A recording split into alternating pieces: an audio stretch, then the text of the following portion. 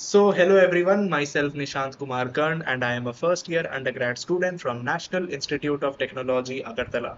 This is the sixth lecture of the chapter that we are dealing with, that is electrostatics. So, let's get started. तो जैसा कि आप लोगों ने सुना, ये हमारा छठा लेक्चर होने वाला है और इस छठे लेक्चर में हम लोग अपने पिछले topic that is electric field due to distributed charges के ऊपर हमारी चर्चा को थोड़ा सा और एक्सपैंड करना चाहेंगे, जिसमें पिछले लेक्चर में हम लोगों ने electric field due to circular ring के ऊपर स्टडी करी थी। आज उसको थोड़ा सा और डिटेल में एक फैक्ट जो पिछले लेक्चर में छूट गया था उसको थोड़ा सा हम लोग स्टडी करेंगे और उसके बाद फिर हम लोग electric field due to electric dipole के ऊपर चर्चा करेंगे। So let's get started. तो एक चार्ज्ड सर्कुलर रिंग की वजह से जो इलेक्ट्रिक फील्ड का फॉर्मूला है वो कुछ ऐसा होता है जो हमने ऑलरेडी पिछले लेक्चर में देखा हुआ था। अब हम लोग देखेंगे कि इलेक्ट्रिक फील्ड की जो मैक्सिमम वैल्यू है वो रिंग के सेंटर से along the axis of the ring कितने डिस्टेंस दूर हमारा वो पॉइंट बनेगा।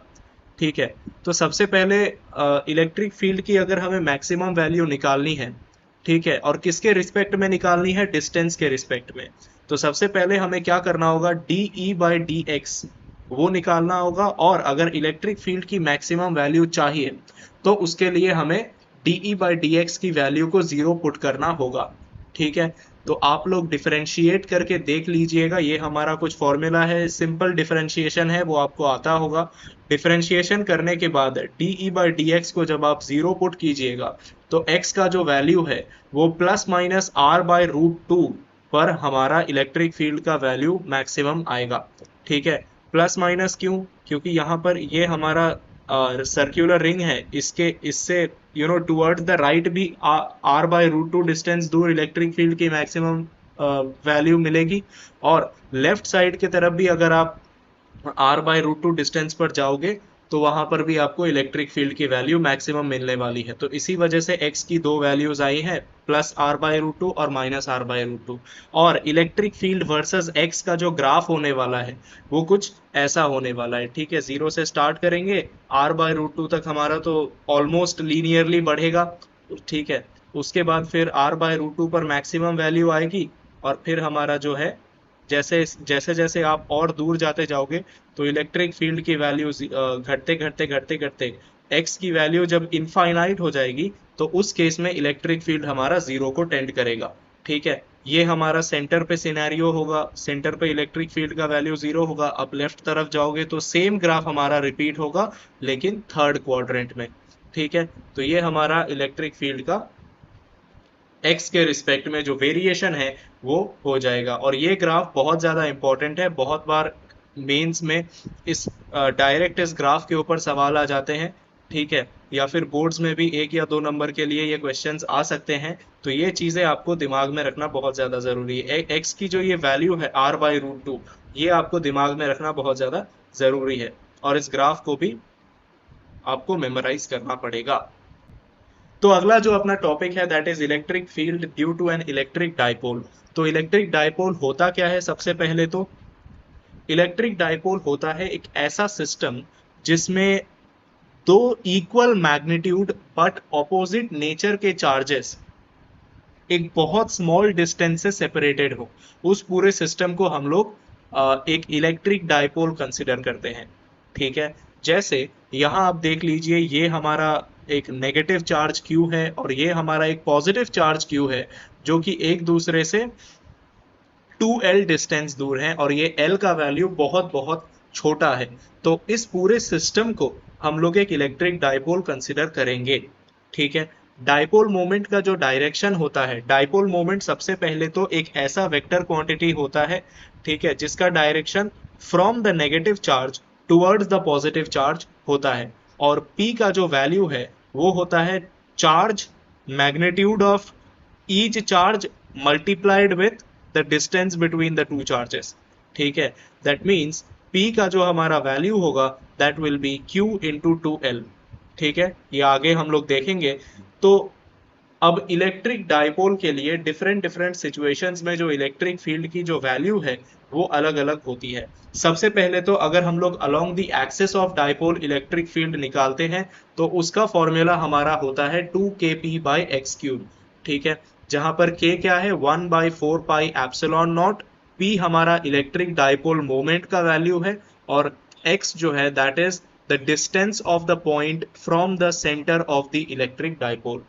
ठीक है, उसी तरह से अगर इक्वेटोरियल पॉइंट यानी कि अगर हम लोग along the perpendicular bisecting the line joining the two charges, उस परपेंडिकुलर के अलोंग अगर किसी पॉइंट पे हमें इलेक्ट्रिक फील्ड की वैल्यू निकालनी है तो उसके लिए हमारा फॉर्मूला होता है kp/x³। और अगर किसी जनरल पॉइंट के लिए हमें इलेक्ट्रिक फील्ड की वैल्यू निकालनी है तो उसके लिए इलेक्ट्रिक फील्ड का फॉर्मूला कुछ ऐसा होता है। अब इन तीनों फॉर्मूले के डेरिवेशंस देखने के बाद हम लोग एक प्यारा सा क्वेश्चन जो जेई मेंस में आया हुआ है उसको हम लोग देखने वाले हैं।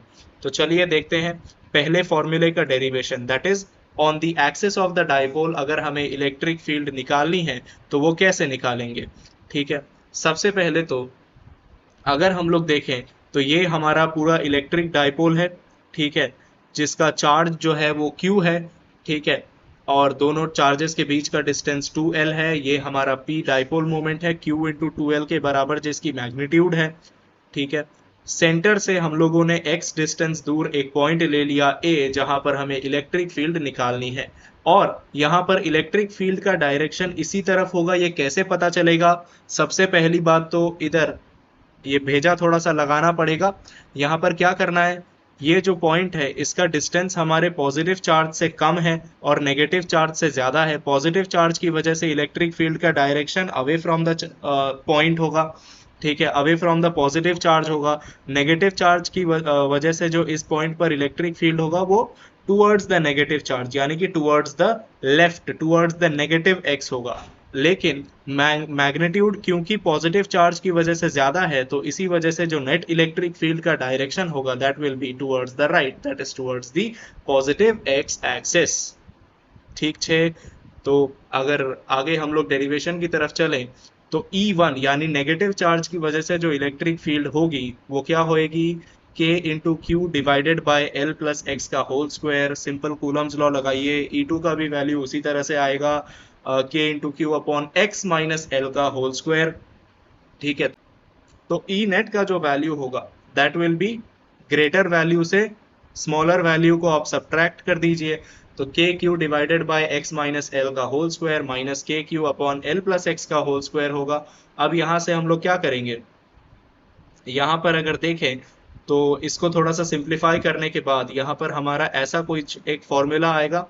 ठीक है, तो बेसिकली ये हमारे इलेक्ट्रिक फील्ड का वैल्यू हो गया अलोंग दी एक्सिस। अब यहाँ पर थोड़ा सा हमें एक अजम्पशन ऐसा करना होगा, तो यहाँ पर हमें ये अजम्पशन करना होगा, ठीक है, कि L का जो वैल्यू है वो X के कंपैरिजन में बहुत बहुत छोटा है। मैंने आपको पहले भी बताया था कि डाइपोल का डेफिनेशन में ही जो दो चार्जेस के बीच का डिस्टेंस है वो बहुत बहुत बहुत बहुत बहुत बहुत बहुत बहुत छोटा होता है। तो इसी वजह से जो L का वैल्यू है वो X की वैल्यू से बहुत बहुत बहुत बहुत छोटा होगा।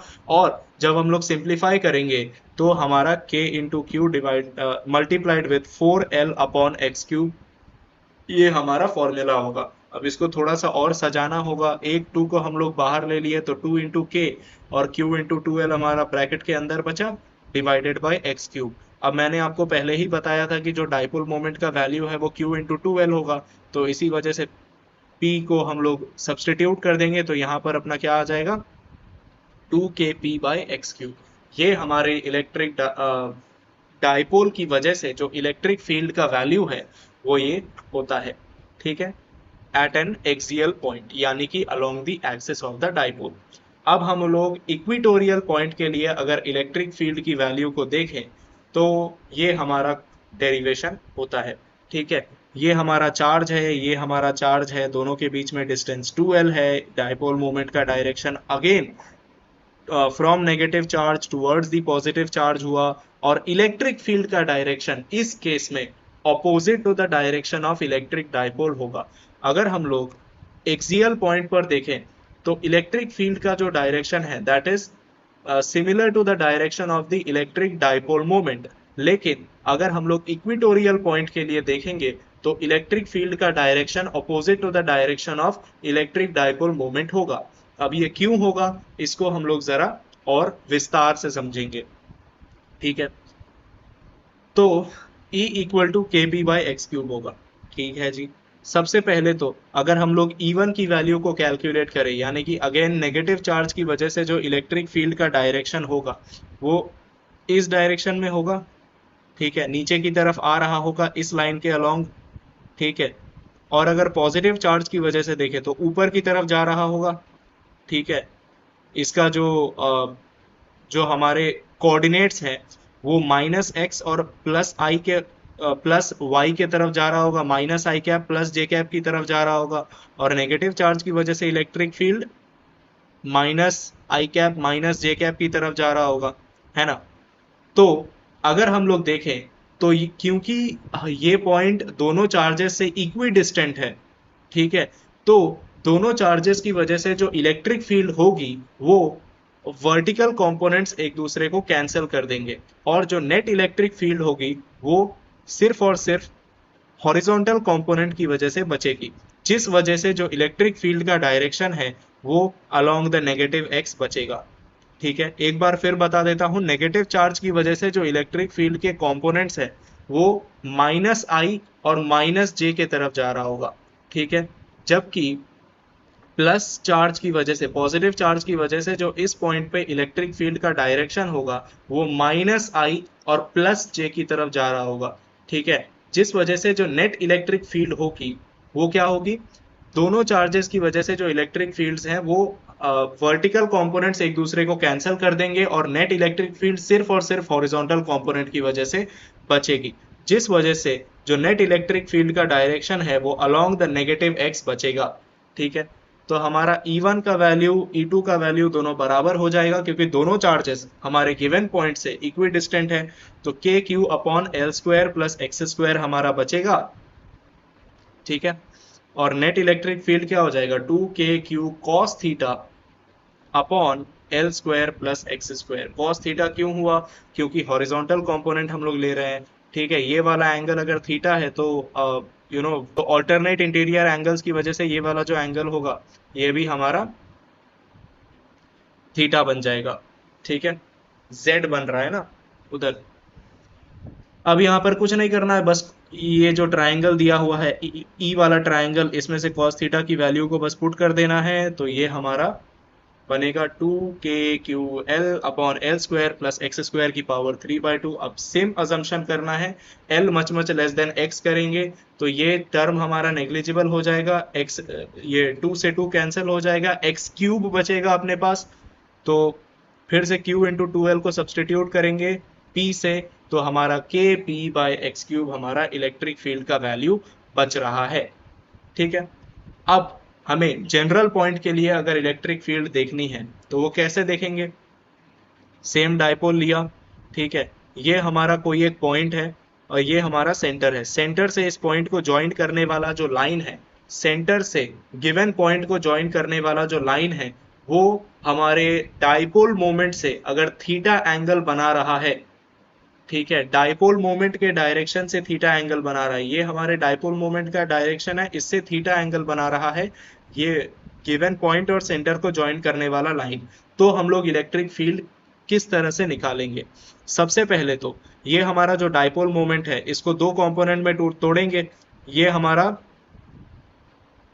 p cos थीटा हो जाएगा और ये हमारा p sin थीटा हो जाएगा। ठीक है, एक हमारा ये कंपोनेंट p cos थीटा और एक हमारा ये कंपोनेंट p sin थीटा। अब p sin थीटा के लिए जो ये गिवन पॉइंट है वो किसके तरह बिहेव कर रहा है, इक्वेटोरियल पॉइंट की तरह, है कि नहीं। ये जो टोटल एंगल बन रहा है अपना, ये हमारा 90 डिग्री का एंगल बन रहा है? ये जो सेंटर को और इस गिवन पॉइंट को ज्वाइन करने वाला जो लाइन है वो p sin थीटा के साथ 90 डिग्री का एंगल बना रहा है।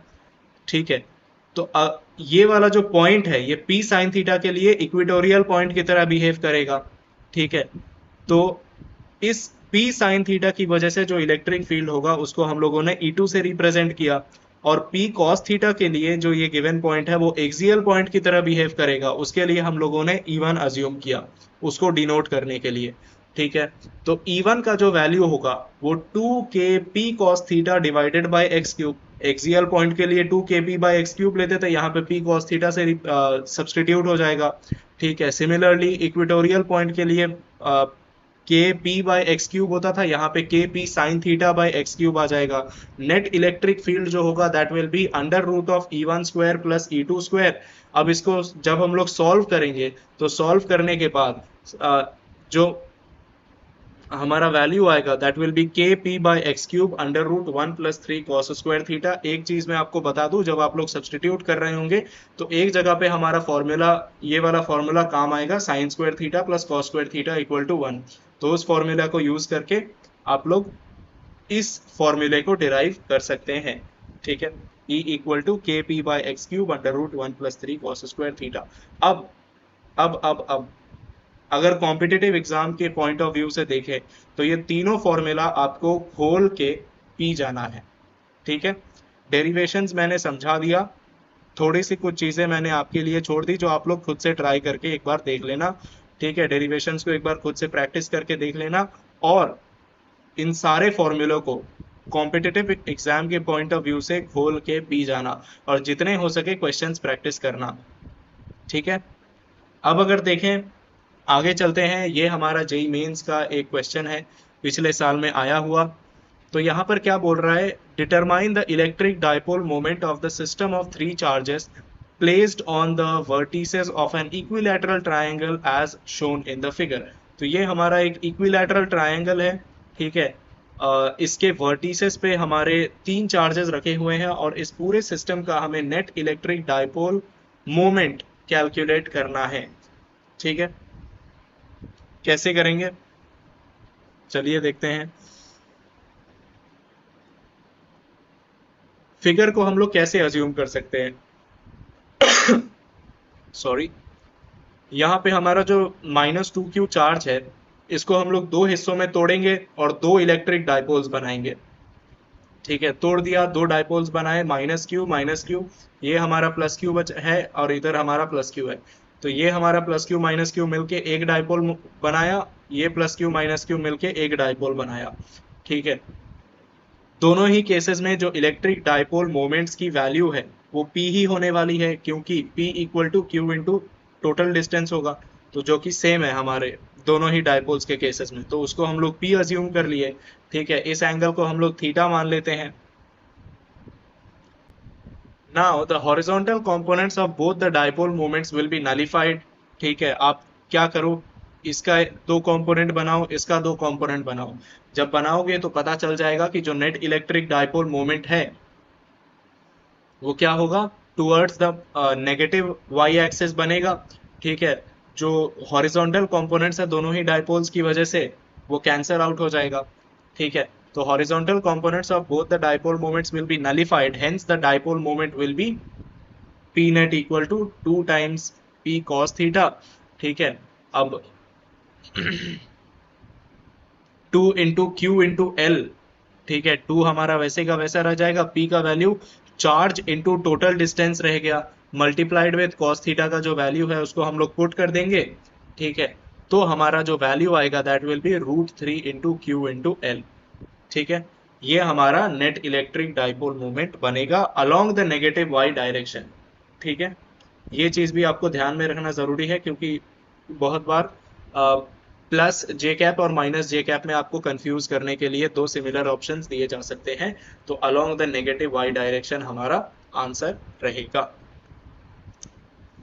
तो आज का लेक्चर बस यहीं तक। Thank you future rockstars. I hope आपको ये लेक्चर अच्छा लगा होगा, आपको समझ में आया होगा। अगर आपको कहीं पर भी कोई भी कंफ्यूजन है तो आप मुझे कमेंट कर सकते हैं, इंस्टाग्राम पे डीएम कर सकते हैं, टेलीग्राम चैनल पर मैसेज कर सकते हैं। ठीक है, so that's all for today. See you in the next lecture. Till then, bye bye, take care and Jai Hind.